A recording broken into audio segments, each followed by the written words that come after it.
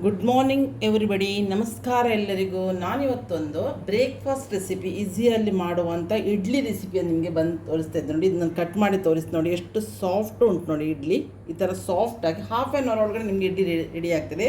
ಇದಕ್ಕೆ ನಾನು ಏನು ಅವಲಕ್ಕಿ ಆಗಲಿ ಉದ್ದಿನ ಬೇಳೆ ಆಗಲಿ ಏನೂ ನಾನು ಹಾಕಲಿಲ್ಲ, ಅಕ್ಕಿಯೂ ನೆನೆಸಿಡಲಿಲ್ಲ. ದಿಢೀರ್ನ ಉಪವಾಸದವರಿಗೆ ಇದು ಯೂಸ್ ಮಾಡ್ಬೋದು. ಈ ಥರ ದಿಢೀರನೇ ನಾವು ಇಡ್ಲಿಯನ್ನು ಒಂದು ಹಾಫ್ ಆನ್ ಅವರಲ್ಲಿ ಬೆಳಗಾತನೇ ನೀವು ಮಾಡೋದು ಹೇಗೆ ಅಂತ ಎರಡೇ ಇಂಗ್ರೀಡಿಯೆಂಟ್ಸಲ್ಲಿ ಇದು ಇಡ್ಲಿ ರೆಡಿ ಆಗ್ತದೆ. ಈ ಥರ ಸಾಫ್ಟಾದ ಮತ್ತು ಕಲರ್ ಸ್ವಲ್ಪ ಅಂದರೆ ಇದು ನಾನು ಇದು ಹಾಕಿ ತುಪ್ಪ ಹಾಕಿ ಇದನ್ನು ಕಲಿಸ್ಲಿಕ್ಕೆ ಇದು ಮಾಡಲಿಕ್ಕೆ ಗ್ರೀಸ್ ಮಾಡಲಿಕ್ಕೆ ಹೋಗಿ ಸ್ವಲ್ಪ ಕಲರ್ ಚೂರು ಚೇಂಜ್ ಆಗಿದೆ ಅಷ್ಟೇ.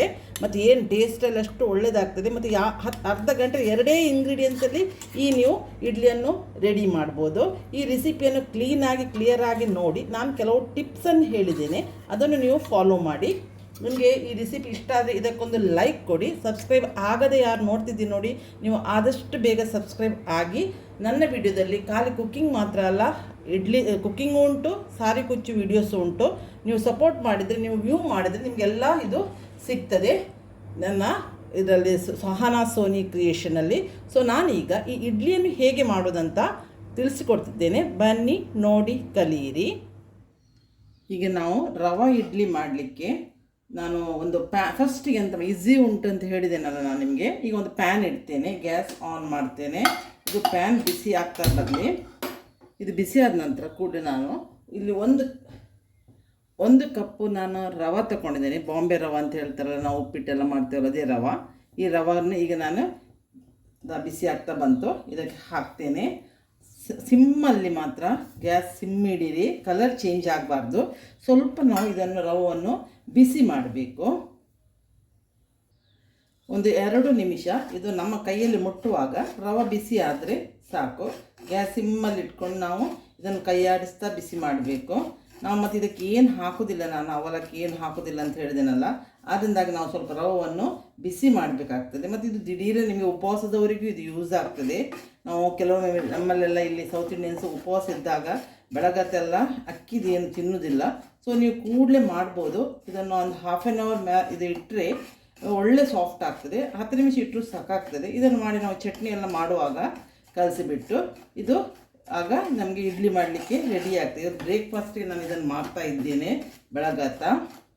ನಮ್ಮಲ್ಲಿ ಫ್ರೈಡೇ ಎಲ್ಲ ಸ್ವಲ್ಪ ಗೋಧಿದೆಲ್ಲ ತಿನ್ನೋದು, ಇಡೀ ದಿವಸ ಚಪಾತಿ ತಿಂದು ಬೋರ್ ಆದಾಗ ಒಂದು ಸ್ವಲ್ಪ ಚೇಂಜಿಗೂ, ಮತ್ತು ನಾವು ಎಲ್ಲಿಗಾದ್ರೂ ಹೊರಗೆ ಹೋಗಿ ಬಂದು ನಮಗೆ ಇದು ಮಾಡಿ ಇಡ್ಲಿಕ್ಕೆ ಫರ್ಮೆಂಟೇಷನ್ಗೆ ಇಡ್ಲಿಕ್ಕೆಲ್ಲ ಟೈಮ್ ಇಲ್ಲದಾಗ ಈ ಥರ ರವೆ, ಬಾಂಬೆ ರವೆ ಎಲ್ಲರ ಕಿಚನಲ್ಲಿ ಇರ್ತದೆ, ಮೊಸರು ಮತ್ತು ಬಾಂಬೆ ರವೆ, ಅಷ್ಟರಲ್ಲೇ ಇದು ಕೆಲಸ ಮುಗೀತದೆ.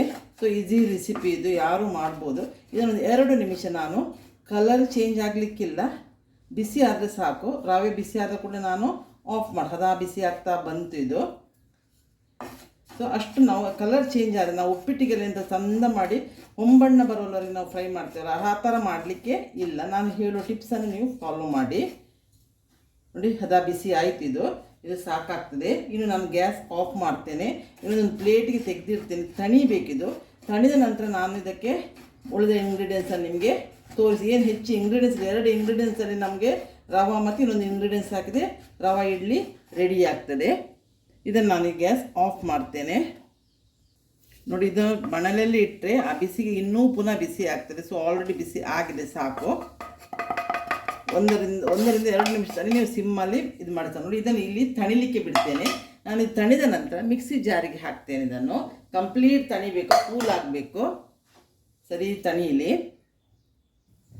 ನೋಡಿ. ಇದೀಗ ಕಂಪ್ಲೀಟ್ ತಣಿಯಿತು ರವೆ. ನಾನು ಇದನ್ನು ಮಿಕ್ಸಿ ಜಾರಿಗೆ ಹಾಕ್ತೇನೆ.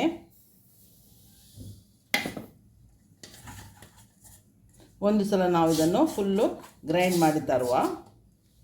ಮತ್ತು ಇದಕ್ಕೆ ನಾನು ನೋಡಿ 1 ಕಪ್ ಫುಲ್ಲು ರವೆ ತೊಗೊಳ್ಳಿಕ್ಕೆ ಹೋಗಿ 3/4 ಕಪ್ಪಿನಷ್ಟು ನಾನು ಮೊಸರು ತಗೊಂಡಿದ್ದೇನೆ. ಇದು ಮನೇಲಿ ಮಾಡಿದ ಮೊಸರು, ಇಲ್ಲದ ಪ್ಯಾಕೆಟ್ ಮೊಸರು ತಗೊಳ್ಬೋದು. ರುಚಿಗೀಗ ಉಪ್ಪು ಹಾಕ್ತೇನೆ.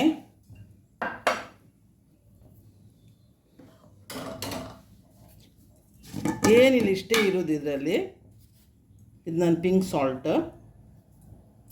ಈಗ ನಾನು ಇದನ್ನು ಗ್ರೈಂಡ್ ಮಾಡಿ ತರ್ತೇನೆ. ಈಗ ನೋಡಿ, ನಾನು ಮಿಕ್ಸಿಯಲ್ಲಿ ಗ್ರೈಂಡ್ ಮಾಡಿ ತಂದಿದ್ದೇನೆ. ಇದನ್ನು ಇದಕ್ಕೆ ಸುರಿತೇನೆ. ಈಗ ಈಗ ನಾನು ದಪ್ಪ ಮೊಸರು ಹಾಕಿ ಮಾತ್ರ ಮಾಡಿದ್ದು, ಬೇಕಿದ್ರೆ ನೀರು ಹಾಕ್ಬೋದು. ನನಗೆ ಮಿಕ್ಸಿ ತೊಳಿಲಿಕ್ಕೆ ನಾನು ನೀರು ಯೂಸ್ ಮಾಡ್ತೇನೆ. ಇಲ್ಲಿ ನಾನು ನೋಡಿ 1 ಕಪ್ಪಿನಷ್ಟಿಗೆ ನಾನು ಫಸ್ಟಿಗೆ ನೀರು ತಗೊಳ್ತೇನೆ. ನಾವು ಯಾವಾಗ ಎಷ್ಟು ನಾವು ಇಡ್ಲಿ ಹಿಟ್ಟಿಗೆ ಮಾಡ್ತಾಯಿದ್ದೆ ಅದಕ್ಕೆ ಕಲಸಿಡ್ಲಿಕ್ಕೆ, ಮತ್ತೇನು ಹೆಚ್ಚಿದೇನಿಲ್ಲ. ನೋಡಿ ಈ ಥರ ಕಲಸಿಟ್ಟಿದ್ದೇನೆ. ಇದು ರೆಸ್ಟ್ ಮಾಡುವಾಗ ಇನ್ನು ಪುನಃ ದಪ್ಪ ಆಗ್ತದೆ. ಬಾಂಬೆ ರವೆ ಸ್ವಲ್ಪ ಎಳ್ಕೊಳ್ತದಲ್ಲ, ಇದನ್ನು ನಾನು ನೋಡಿ ಇಲ್ಲಿ ಪಿಂಚ್ ಆಫ್ ಈಟಿಂಗ್ ಸೋಡಾ ಹಾಕ್ತೇನೆ, ಅಡುಗೆ ಸೋಡಾ ಹಾಕ್ತೇನೆ. ಇದನ್ನು ಚೆಂದ ಮಾಡಿ ಕಲಸಿಬಿಟ್ಟು ನಾನೊಂದು ರೆಸ್ಟಿಗೆ ಅರ್ಧ ಗಂಟೆ ಇಡ್ತೇನೆ. ಆಗ ಇದು ರವೆ ಎಲ್ಲ ನೀರನ್ನು ಎಳ್ಕೊಳ್ತದೆ. ನೀವು ಇಡ್ಲಿ ಹದಕ್ಕೆ ಕಲಸಿಟ್ಟರೆ ಆಯಿತು. ಇದನ್ನು ಚೆಂದ ಮಾಡಿ ಈಗ ಉಪ್ಪೆಲ್ಲ ಹಾಕಿ ಆಗಿದೆ. ನಾನೀಗ ರೆಸ್ಟಿಗೆ ಇದನ್ನು ಇಡ್ತಾ ಇದ್ದೇನೆ. ಇನ್ನು ನಾನು ಅರ್ಧ ಗಂಟೆ ಬಿಟ್ಟು ಇಡ್ಲಿ ಹೇಗೆ ಮಾಡೋದು ಅಂತ, ಇಡ್ಲಿ ಯಾವಾಗ ನಾರ್ಮಲ್ ಮಾಡೋದು, ನಾನು ಕುಕ್ಕರ್ ಇಡ್ಲಿ ಮಾಡಿ ತೋರಿಸ್ತೇನೆ. ಇಡ್ಲಿ ಹೇಗೆ ಬಂತಂತ ನಿಮಗೆ ಮಾಡಿ ತೋರಿಸ್ತೇನೆ. ನೋಡಿ ಹಾಫ್ ಆನ್ ಅವರ್ ಆಯಿತು. ಹಿಟ್ಟು ನೋಡಿ ಈ ಥರ ದಪ್ಪ ಆಯ್ತು ನೋಡಿ. ಈಗ ನಾನು ಹೇಳಿದೆ ಅಲ್ಲ, ಇದನ್ನು ನಾನೀಗ ಇಲ್ಲಿ ನಾನು ಈ ಕುಕ್ಕರಲ್ಲಿ ಮಾಡೋದು ಇಡ್ಲಿ. ಸೊ ಇದಕ್ಕೆ ತಟ್ಟೆಗೆ ನಾನು ತುಪ್ಪ ಸವರಿ ಇಟ್ಟಿದ್ದೇನೆ. ಅಂದರೆ ಸ್ವಲ್ಪ ತಳಭಾಗದಲ್ಲಿ ಯೆಲ್ಲೋಯಿಶ್ ಬರ್ಬೋದು ನಿಮಗೆ, ಇಲ್ಲದೆ ವೈಟೇ ಬರ್ತದೆ. ಹೆಚ್ಚು ಕಲರ್ ಚೇಂಜ್ ಆಗೋಷ್ಟು ಹುರಿಲಿಕ್ಕೆ ಹೋಗಬೇಡಿ. ಈ ಥರ ಎಲ್ಲದಕ್ಕೂ ಹಾಕಿ ಈಗ ನಾನು 15 ಮಿನಿಟ್ಸ್ ಇದನ್ನು ಸ್ಟೀಮ್ ಮಾಡಲಿಕ್ಕೆ ಇಡ್ತೇನೆ. ನಾನಿಲ್ಲಿ ಕುಕ್ಕರಲ್ಲಿ ಒಂದು 10 to 15 ಮಿನಿಟ್ಸ್ ಬೇಯಿಸಿದರೆ ಸಾಕು. ನೀವು ಯಾವ ಎಲ್ಲ ಇಡ್ಲಿಯನ್ನು ಹೇಗೆ ಬೇಯಿಸ್ತೀರಿ ಅದೇ ಥರ ಇದನ್ನು ಬೇಯಿಸೋದು. ನಾನು ಇಡ್ಲಿ ಬೆಂದ ನಂತರ ಹೇಗಾಗಿದೆ ಅಂತ ನಿಮಗೆ ತಂದು ತೋರಿಸ್ತೇನೆ. ನೋಡಿ ಈ ಥರ ಇಡ್ಲಿ ಈಗ ರೆಡಿಯಾಗಿದೆ. ಈಗ ಬಿಸಿ ಉಂಟು, ಸ್ವಲ್ಪ ತಣಿಬೇಕು. ಇದನ್ನು ನಾನು ನಿಮಗೆ ತೆಗೆದು ತೋರಿಸ್ತೇನೆ ಹೇಗೆ ಬಂದಿದೆ ಅಂತ. ನೋಡಿ ಬಟ್ ಇದು ಸ್ವಲ್ಪ ಯೆಲ್ಲೋಯಿಶ್ ಬಂದಿದೆ, ಯಾಕಂದ್ರೆ ನಾನು ತುಪ್ಪ ಹಾಕ್ಲಿಕ್ಕೆ ಹೋಗಿ ಸಾಫ್ಟಿಗೆ ನೋಡಿ ಎಷ್ಟು ಸಾಫ್ಟ್ ಉಂಟು ನೋಡಿ. ಈ ಥರ ಇಡ್ಲಿ ರೆಡಿ ಆಗ್ತದೆ. ನಿಮಗೆ ಈ ವಿಡಿಯೋ ಇಷ್ಟ ಆದರೆ ಇದಕ್ಕೊಂದು ಲೈಕ್ ಕೊಡಿ. ಬ್ರೇಕ್ಫಾಸ್ಟ್ ರೆಸಿಪಿ ಯಾರಿಗೂ ಮಾಡ್ಬೋದು. ಇದೊಂದು ಈ ಬ್ರೇಕ್ಫಾಸ್ಟ್ ರೆಸಿಪಿ ಯಾರು ಮಾಡ್ಬೋದು, ಯಾರಿಗೂ ನೋಡಿ ನೀವು ಇಲ್ಲ ನಾವೊಂದು ಹಾಫ್ ಆನ್ ಅವರ್ ಒಳಗೊಂದು ಇಡ್ಲಿ ಇದು ರೆಡಿ ಆಗ್ತದೆ. 15 ಮಿನಿಟ್ಸ್ ಬೇಯಿಸಬೇಕು ನೀವು ಮಾತ್ರ. ನಾನು ಹೇಳೋ ಟಿಪ್ಸನ್ನೆಲ್ಲ ಫಾಲೋ ಮಾಡಿ. ರವೆಯನ್ನು ಹೆಚ್ಚು ಹುರಿಲಿಕ್ಕೆ ಹೋಗಬೇಡಿ. ನೋಡಿ ಏನು ಇಷ್ಟು ಲೈಕ್ ಈಸಿಯಲ್ಲಿ ಬರ್ತದೆ.